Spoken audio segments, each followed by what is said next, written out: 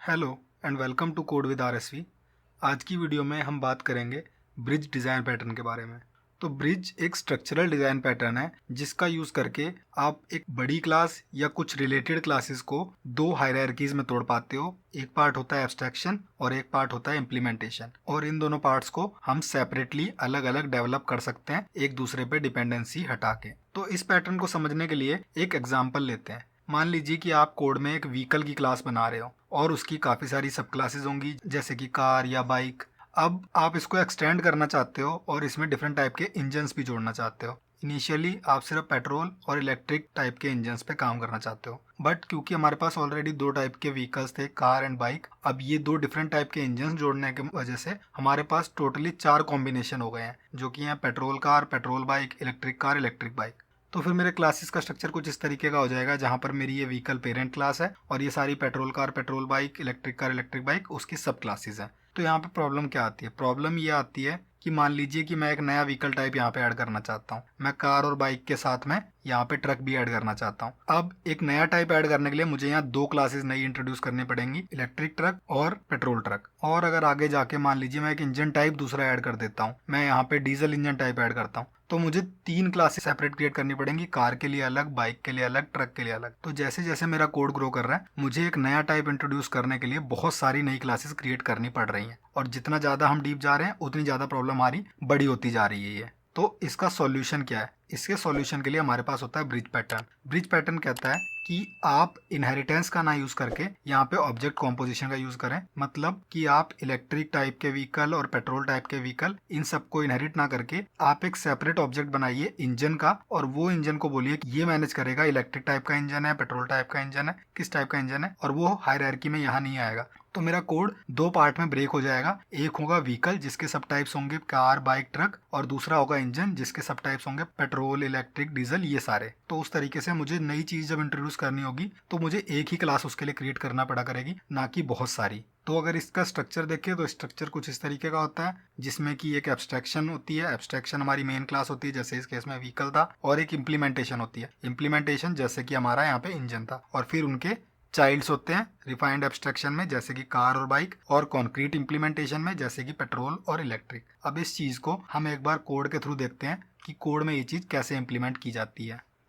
तो मैंने यहाँ पे कुछ सैम्पल क्लासेस बना रखी हैं जो कि हमारी प्रॉब्लम सिचुएशन को डिनोट करती हैं। तो इस केस में हमारे पास एक व्हीकल की क्लास है जो हमारी पेरेंट क्लास है, जिसमें रिफिल मेथड है, और उसके हमें सब टाइप्स बनाने पड़ रहे हैं, जैसे कि इलेक्ट्रिक कार, इलेक्ट्रिक बाइक, और सिमिलरली मैं पेट्रोल कार, पेट्रोल बाइक बना सकता हूँ। तो अब देखते हैं कि इसको हम कैसे चेंज करेंगे जिससे कि हम ब्रिज पैटर्न का यूज़ करके इसको सिंप्लीफाई कर सकें। तो उसके लिए सबसे पहले मुझे चाहिए एक इंटरफेस आई इंजन का। तो मेरा ये रीफिल का मेथड होगा जो मेरा एक्चुअली इंजन को रिफिल करने का काम करेगा, और आई व्हीकल के अंदर मैं अब चेंजेस करूंगा जिससे कि वो खुद रिफिल की इम्प्लीमेंटेशन मुझे यहाँ ना करके इसके अंदर रिफिल की इम्प्लीमेंटेशन होगी इसके चाइल्ड क्लासेस में, और यहाँ से सिर्फ यूज़ होंगी। तो मेरी एब्स्ट्रैक्ट क्लास में एक मुझे आई इंजन का ऑब्जेक्ट चाहिए यहाँ पे, तो मैं उसको क्रिएट कर देता हूँ। ये मेरा हो गया इंजन का ऑब्जेक्ट, और इसके अंदर मैं एक कंस्ट्रक्टर क्रिएट कर देता हूँ जो कि मेरा ऑब्जेक्ट लेगा यहाँ पे आई इंजन का। तो मेरे एब्स्ट्रैक्ट क्लास में अब यहाँ पे मेरे पास एक इंजन का ऑब्जेक्ट है, तो मैं चाइल्ड क्लास में अब उसको कॉल कर सकता हूँ। तो अब मुझे यहाँ पे इलेक्ट्रिक कार या इलेक्ट्रिक बाइक लिखने की कोई ज़रूरत नहीं है। अब मेरी सिंपली दो क्लासेस होंगी इसकी, चाइल्ड कार और बाइक। ये मेरा एरर शो कर रहा है, तो मैं यहाँ पे इसके लिए एक कंस्ट्रक्टर जनरेट कर दूंगा जो कि मेरी एक्चुअली इस बेस के कंस्ट्रक्टर को कॉल करेगा। सिमिलर मैं यहाँ पे भी कर देता हूँ, तो यहाँ पे भी मेरा बेस का कंस्ट्रक्टर कॉल हो गया है। अब इसके बाद मुझे चेंजेस करने हैं जिससे कि ये कंसोल डॉट राइट लाइन में एक्चुअली यहाँ पे जो इलेक्ट्रिक इंजन से रिलेटेड कोड है वो यहाँ पे ना हो, और ये एक्चुअली इंजन पे कॉल डाले। तो इसको चेंज कर देते हैं, और यहाँ पे एक्चुअली ये अब इंजन के ऑब्जेक्ट को कॉल करेगा, और वहाँ से जो रिटर्न आएगा उसको यहाँ पे प्रिंट करेगा। सिमिलर चेंज मुझे यहाँ पे करना है। अब अगर मैं देखूं तो बाइक के अंदर मेरा ऐसा कुछ भी कोड नहीं है जिससे मुझे पता चल रहा हो कि ये पेट्रोल इंजन पे वर्क करती है या इलेक्ट्रिक इंजन पे। सिमिलरली मेरा कार के अंदर भी ऐसा कोई कोड नहीं है जो इंजन पे डिपेंडेंट हो। मेरा बस यहाँ पे प्रिंट कार होता है, यहाँ पे बाइक होता है। ये दोनों में डिस्टिंग्विश कर रहा है कि ये बाइक का ऑब्जेक्ट है और कार का ऑब्जेक्ट है। अब मुझे इम्प्लीमेंटेशन देनी है आई इंजन की, जिसमें कि डिफरेंट डिफरेंट टाइप के इंजन होंगे। तो उसके लिए मैं यहाँ पे नीचे क्लास क्रिएट कर लेता हूँ। यहाँ पे इसकी इम्प्लीमेंटेशन दे देते हैं और सिमिलरली ये मेरा हो जाएगा पेट्रोल इंजन।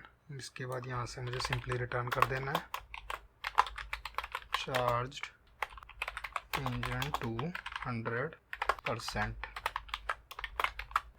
और इस केस में रिफ्यूल्ड इंजन टू 5 लीटर्स। तो बेसिकली मेरा जो भी इंजन स्पेसिफिक कोड था वो यहाँ आ गया और जो व्हीकल स्पेसिफिक कोड था वो यहाँ बाइक और कार में आ गया है। अब इसका देखते हैं कि हम ऑब्जेक्ट कैसे क्रिएट कर सकते हैं यहाँ पे। तो उसके लिए मुझे एक इंजन का ऑब्जेक्ट चाहिए। इसको अभी के लिए मैं इम्प्लीमेंटेशन कह देता हूँ जिससे कि पैटर्न में कोई कन्फ्यूजन ना हो। पहले ट्राई करते हैं इलेक्ट्रिक इंजन के साथ और एक व्हीकल क्रिएट करते हैं यहाँ पे। मान लीजिए इसको कहते हैं व्हीकल 1 और ये मेरा हो गया न्यू कार जिसमें कि मैं इम्प्लीमेंटेशन पास कर दूंगा। तो मैं यहाँ पे अगर व्हीकल 1 डॉट रीफिल करता हूँ तो मेरा यहाँ पे एक इलेक्ट्रिक कार का आउटपुट आना चाहिए। तो यहाँ पे मेरा आ रहा है कार चार्ज्ड इंजन टू 100%, यानी कि मेरी इलेक्ट्रिक कार यहाँ वर्क कर रही है। सिमिलरली मैं यहाँ पे कार की जगह बाइक यूज़ करना चाहता हूँ तो मुझे बस ये इतना चेंज करना है और यहाँ पे मेरी बाइक चार्ज्ड इंजन टू 100% आ गया। और जब मुझे इंजन चेंज करना हो तो मुझे सिंपली यहाँ चेंज करना है। यहाँ आ गया bike refuelled engine to 5 litres. तो इस तरीके से मेरा ब्रिज पैटर्न वर्क करता है जहाँ पे मैंने चारों टाइप के मैं ऑब्जेक्ट्स यहाँ पे क्रिएट कर पा रहा हूँ। अब मेरे पास बाइक है पेट्रोल वाली, बाइक है चार्ज वाली, कार है पेट्रोल वाली, कार है चार्ज वाली। और अगर मैं यहाँ देखूँ तो अब अगर मुझे ट्रक इंट्रोड्यूस करना है तो मुझे सिर्फ एक क्लास यहाँ पे क्रिएट करनी है जिसके अंदर यहाँ पे बाइक की जगह पे ट्रक लिखा होगा। और सिमिलरली अगर मुझे एक नया इंजन इंट्रोड्यूस करना है डीजल का तो मुझे यहाँ पे एक क्लास क्रिएट करनी है जिसमें कि यहाँ से रिटर्न कर रहा होगा डीजल स्पेसिफिक डेटा। तो इस तरीके से मेरा ब्रिज पैटर्न वर्क करता है। और हम यहाँ पे देख सकते हैं कि किस तरीके से इस पे सिंगल रिस्पॉन्सिबिलिटी प्रिंसिपल एक तो इससे इंप्लीमेंट हो रहा है कि हमारी रिस्पॉन्सिबिलिटी अच्छे से इंजन की रिस्पॉन्सिबिलिटी इंजन क्लासेस पे है और एक्चुअली व्हीकल की रिस्पॉन्सिबिलिटी व्हीकल क्लासेस पे है। And second open close principle जो हमने अभी डिस्कस किया कि हमें नया ऑब्जेक्ट जब इंट्रोड्यूस करना है तो उसका एग्जिस्टिंग क्लासेस पे कोई इम्पैक्ट नहीं जा रहा है, हम सिंपली न्यू एक क्लास क्रिएट करके हमारा नया टाइप इंट्रोड्यूस कर पा रहे हैं।